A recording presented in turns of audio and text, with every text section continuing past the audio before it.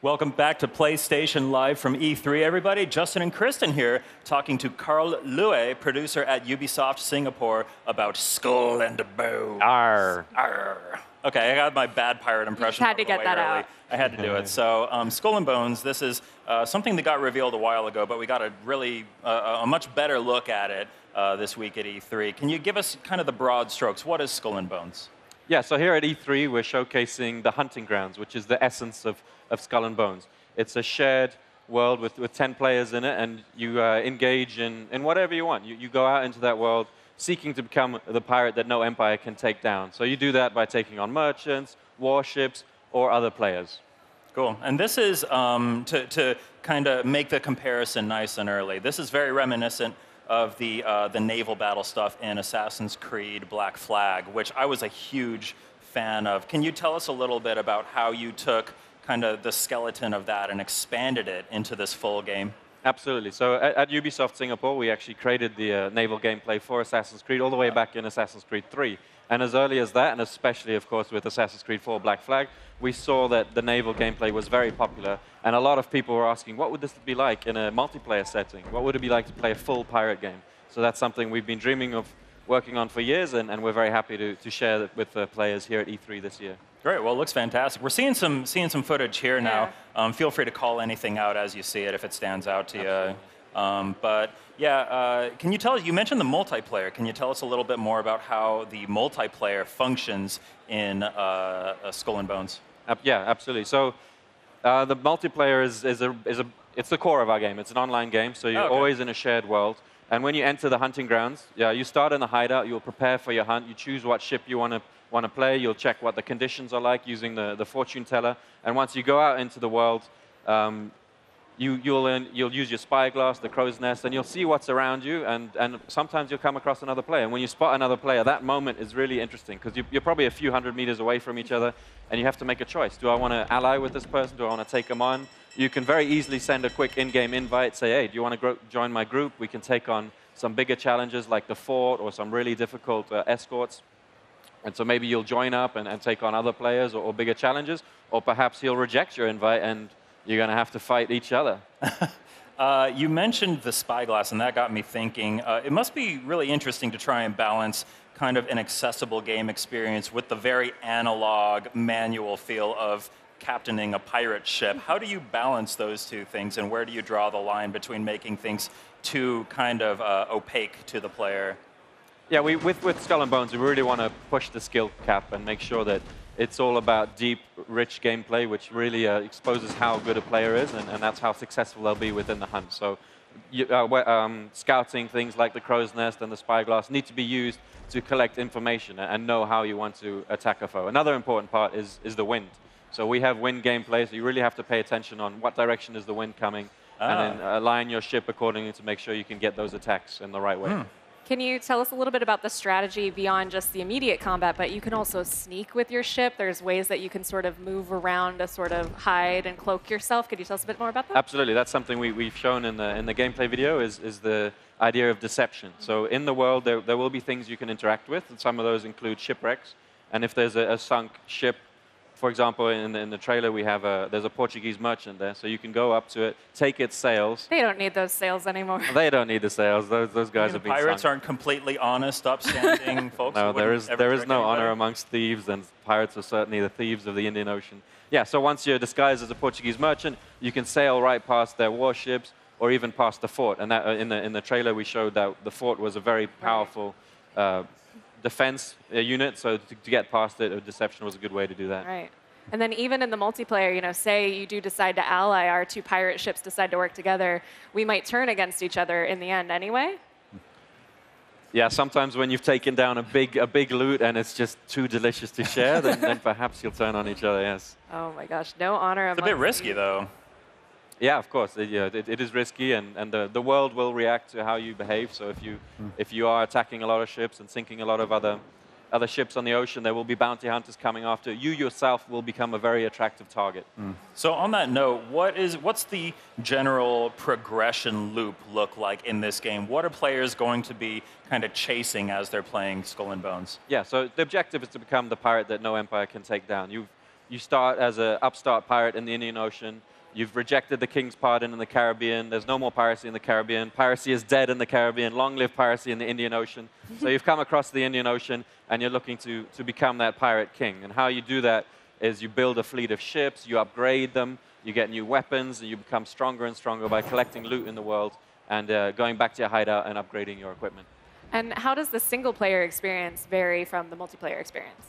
It's an online game, so you're always in a shared world. So. Okay, I see. So it's just kind of like a seamless, like you can play single player, but you're inevitably going to be running into other players. And yeah, because of the scouting tools, you can recognize when other players are around, and if you don't want to engage in other players, sail on by. You can be like, hey, there's nothing to see here. I'm going to go this way. I don't want no trouble.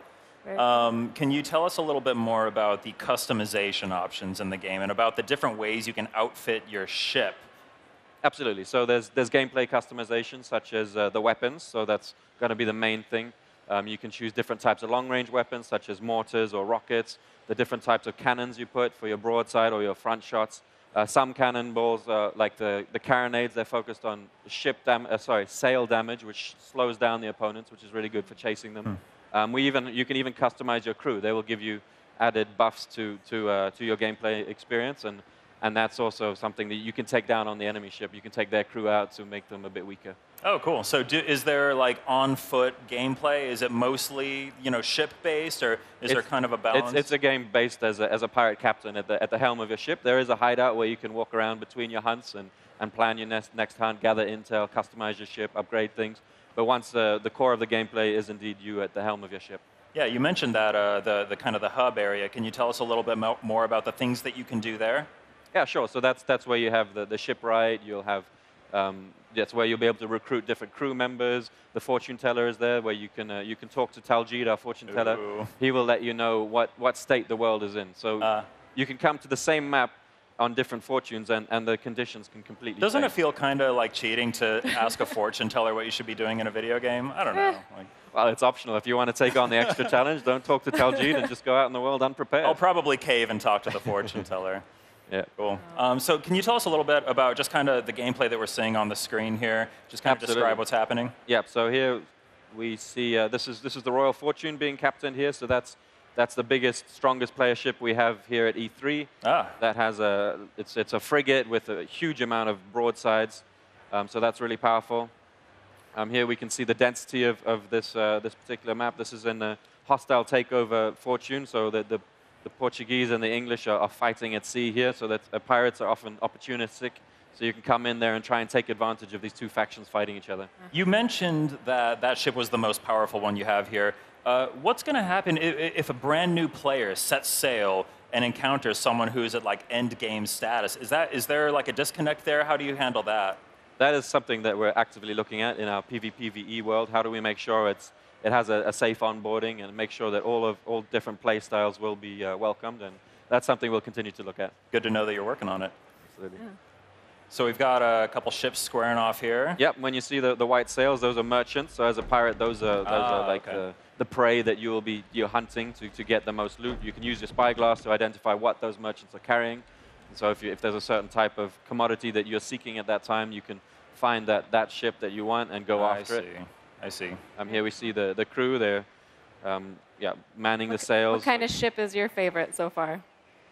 So we have three ships here at E3. We have the Royal Fortune, which we spoke about, the big frigate. Then there's the Black Horn, which specializes in ramming. That's my personal favorite. I like to get in close and nasty. You see it there in the front with a big front ram. That when you come close and you can really hit the ship hard and ideally transition straight into a boarding. Boarding is a high-risk finishing move, which allow you to maximize your loot. Got it. And so I've got one more question for you before we let you go. What do you think is going to make Skull and Bones stand out as a unique entry in Ubisoft's lineup? It's a really fascinating game. When we play it, we're amazed at how different we play it each time. That social experience of when you see another pirate out there, what are you going to do? Are you going to become allies? Are you going to take each other on? So allowing the player to find out what sort of pirate they are. And I'm sure our players will be surprised. They won't even know what type of pirate they were before they play the game. I'll be nice. I'll be a nice pirate. I say that now. You think that, yes, you think that. Once you play That's what they all say when they get started. the greed, we will make sure that you become greedy and then you make decisions you might later regret. Is there a release date, or are you guys targeting anything in particular? Yeah, we've mentioned a 2019 release date, and the game is available to play on the floor at the Ubisoft booth, so please come on over and check that out. And you can also get details of the live phases at the website, skullandbonesgame.com. Great. Anything else you want to say to the fans out there before we let you go? Have a great E3. It's a wonderful time to be in the industry. We love video games. All right. Applause for that. Thank you. Carl, Kristen, thank you so much for joining us. That is Skull and Bones. It's coming to PS4 in 2019. Stay tuned to PlayStation Live from E3 2018, as we'll have a lot more coming up.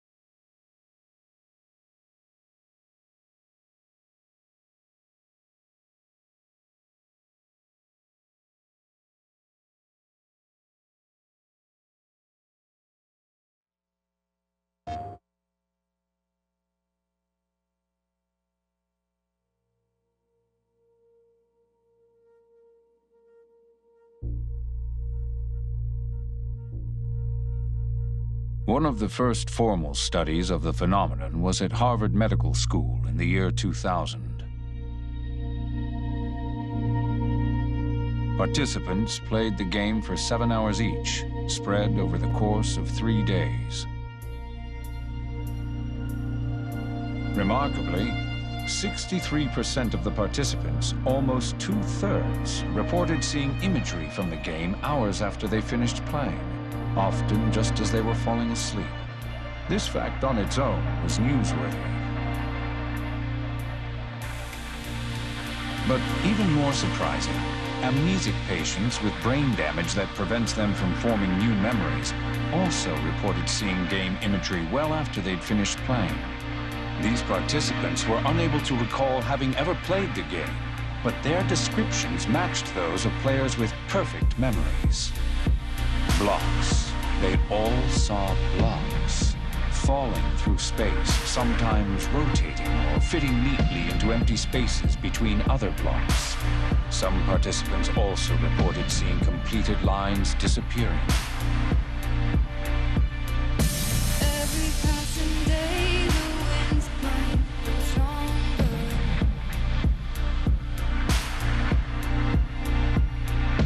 Joy to light the way, to keep the reminder that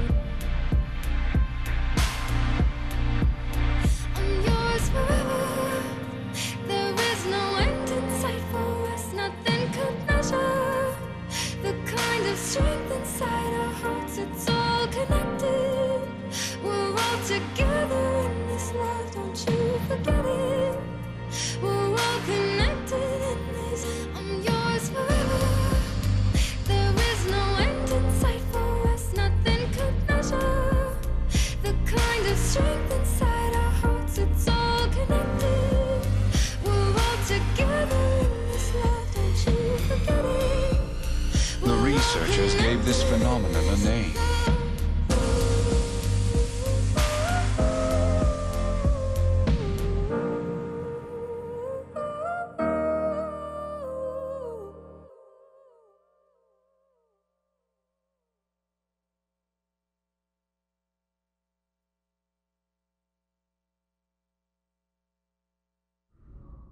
PlayStation.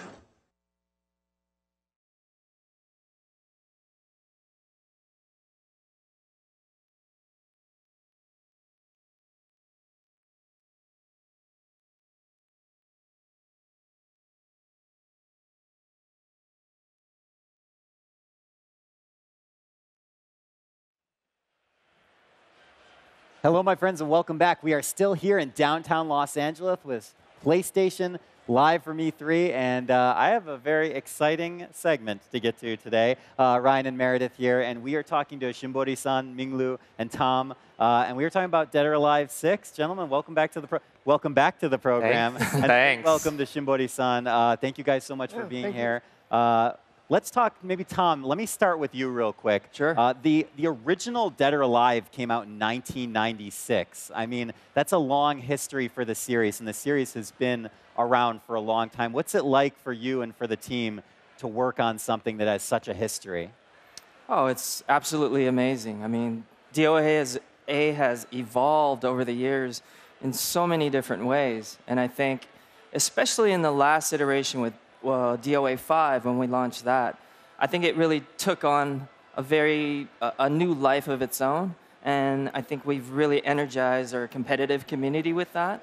I mean, DOA has its strengths, but I think we've really tapped into that. I don't know. I wouldn't even really say esports, but it's a competitive scene, which was very exciting for us. So with that in mind, we're so excited for DOA 6 because it's so much more of this new competitive mechanics coming into play, gorgeous stages, obviously attractive characters, and I can't wait for our director to reveal a lot of these details for you today. I mean, I would spill it all right now, but I want to give him a chance to speak. So let's give Shimbori-san a moment here and kind of share with us. Maybe let's talk a little bit about what's new and what's important in Dead or Alive 6. DOA6 において、最も新しいそして大事な部分はどこだとお考えですか？そうですね。まずこのゲームのね、テーマというかコンセプトがありまして、激闘エンターテインメントと呼んでます。Well, first and foremost, the concept for this game is intense entertainment, intense fighting entertainment. PlayStation